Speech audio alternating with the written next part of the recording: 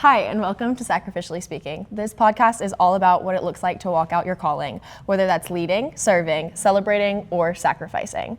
We're going to talk about the call of God on your life, how to step into it, and everything that comes with the journey. First, in this episode, we just want to introduce ourselves and celebrate the launch of this new thing. We're so glad you're here, so let's jump in.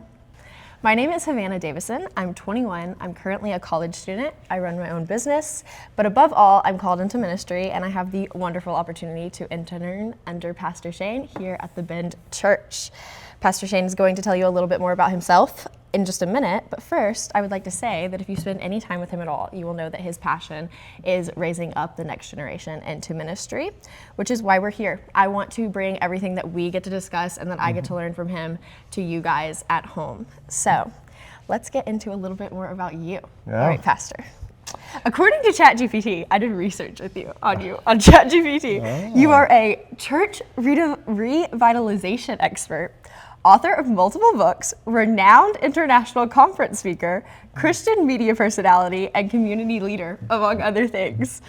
But I'd like to take a step back and dive into who you are as a person and how God has shaped you and led you into these incredible opportunities. Well, first of all, I don't know where they came up with all that information. Didn't that sound good? Well, but if that's online about me, that's awesome. I know. Right? Isn't that pretty great? I started, had a call of ministry at the age of 12.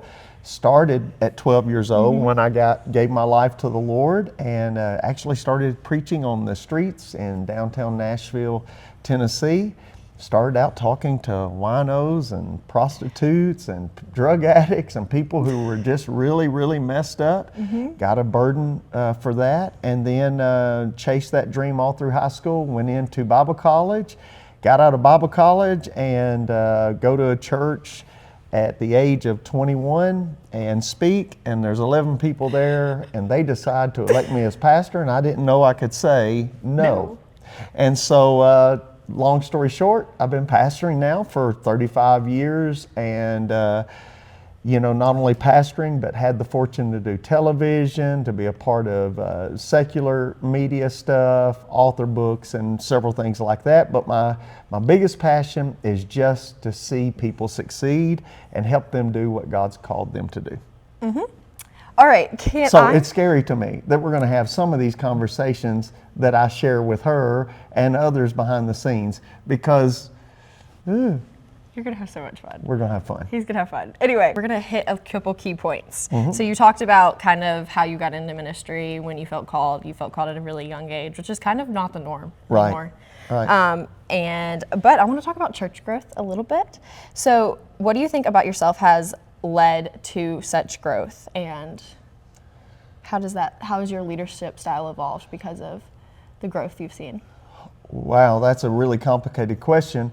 I think one of the things, the primary thing that led to a lot of my growth is my, it sounds so weird to say this word about yourself, but my humility and my willingness to learn and my openness to change and being willing to be fluid in the times, not when it comes to doctrine or what I believe, but just the fluidity of trying to figure out how to navigate generational, situational leadership issues. And so because of that, it's taught me a lot. I've learned a lot. In some of that process, I've learned certain keys that you can pass down to people if they're willing and humble enough to admit they don't have all the answers, and you can pass that down.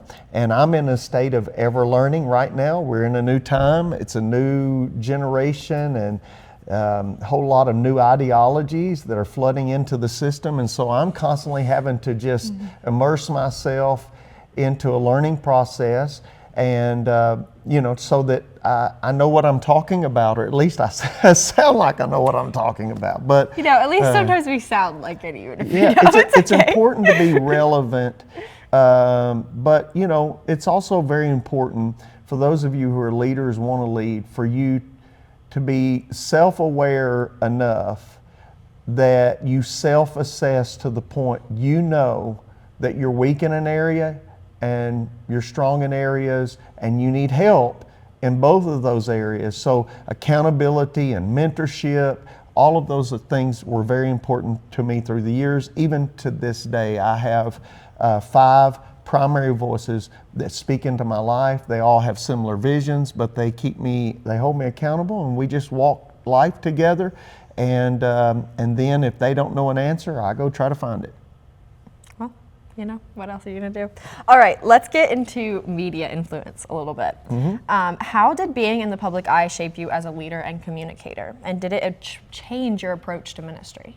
Oh, well, yeah, being in the media eye brings a whole different basket to the table. When I was coming up, and I want to clarify this, when I was coming up in ministry and getting started in ministry, there was very few preachers or Christian speakers that I saw in the media at all. So I never dreamed that would be something that I would have an opportunity to do. Now, confidentially, and I don't think I've ever told you this, when I was 12 years old and I was called to preach, and I'd go preach down on the streets in Nashville, I would have dreams, and I'd be standing behind a couch, and there would be a family sitting on the couch, and I would look over their shoulder, and on the television set, I would see myself preaching to them and giving an altar call, and them coming to the television, putting their hands on it. But never in a million years did I think that was really going to be a possibility. So whenever God suddenly, and when I say suddenly, I mean it was suddenly, unexpectedly, I didn't make it happen. It was like God in that moment opened the door, I walked through it. When that happened, it brought a whole new dimension to my life. Yes, it brought some notoriety, and that was good for the kingdom's sake, because I tried to handle it right. But with it also, it brought a lot of persecution. And for those of you who have a desire to be in media, I don't care if you're in the secular world or whatever, if you have a strong opinion about anything, you're going to be persecuted over that opinion. So it becomes vitally important you know who you are and what you're called to do, because if not, you quickly get into mission drift, and then you quickly get formed into a Frankenstein.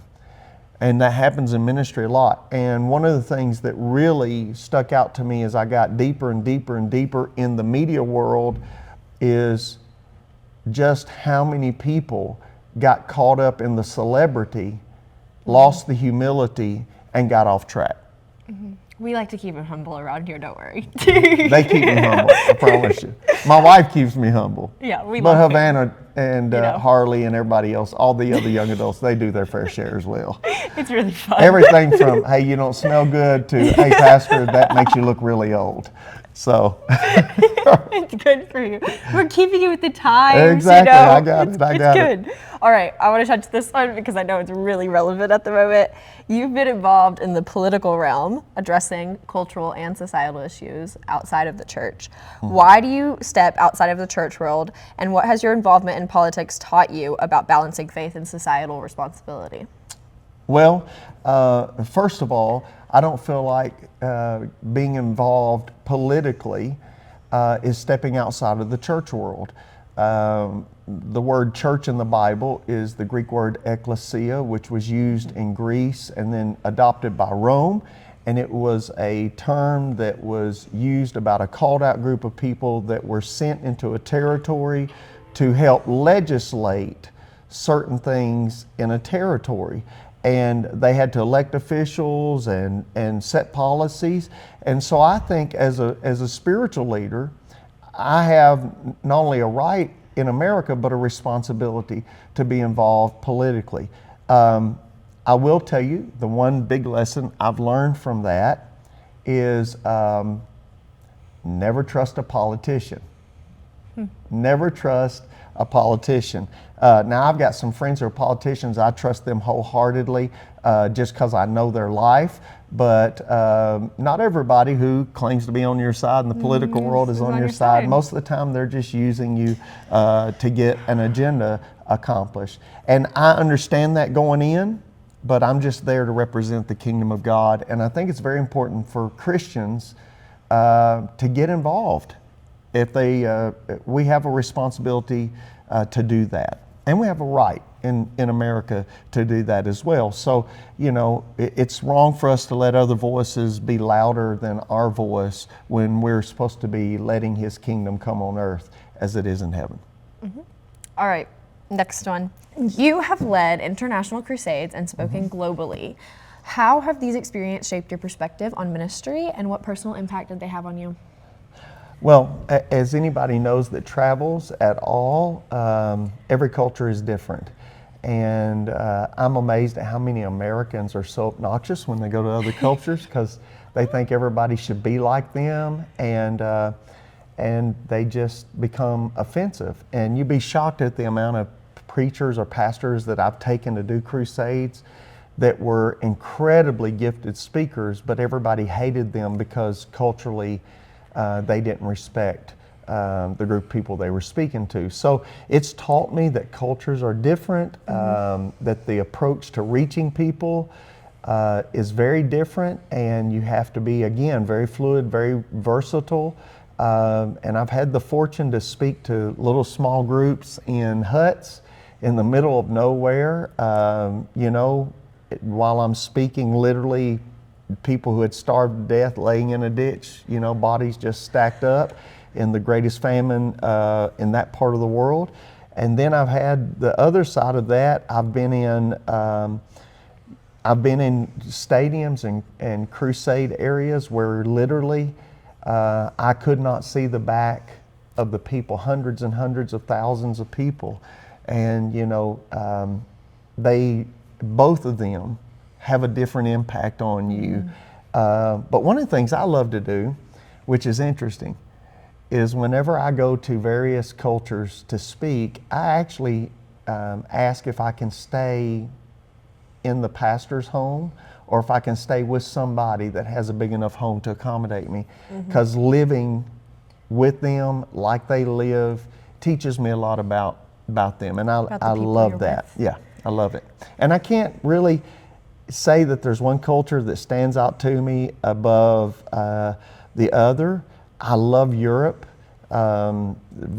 especially certain parts of Europe, but there are certain other places that they just tug at your heart every time you go. So I love it. But yeah, I've been around a lot. All right. This suitcase is worn out. Let's just say it that way. Yeah. All right, last question. You've accomplished a lot over the years. As you look back on your life and ministry, what has most shaped you to be who you are today as a pastor, leader, and person? Pain. I knew that was going to be your answer, so it's sad.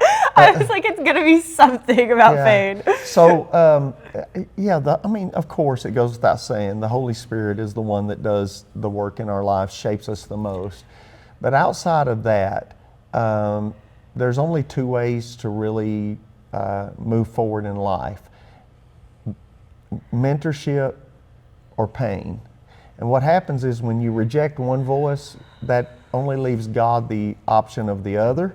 And so the times that I didn't listen to good advice and I thought I knew what I was doing, I stepped out. It was very, very, very painful. And then what happens is, after a while, the pain gets so bad that you either quit or you change. And so pain is one of those life tools, It really is true, when the going gets tough, the tough get going. It really, honestly, pain is what separates the boys from the men and the girls from the ladies. It's really what separates it, and you cannot avoid it. I still haven't learned to embrace it, but I have learned to navigate it. Oh, I mean, you've made it this far, 35 years. Yeah, let's don't knock on wood. Yeah. You're not allowed to go anywhere now, don't worry. All right, well, that's all we have for the introductory episode of Sacrificially Speaking. We're so glad that you joined us today.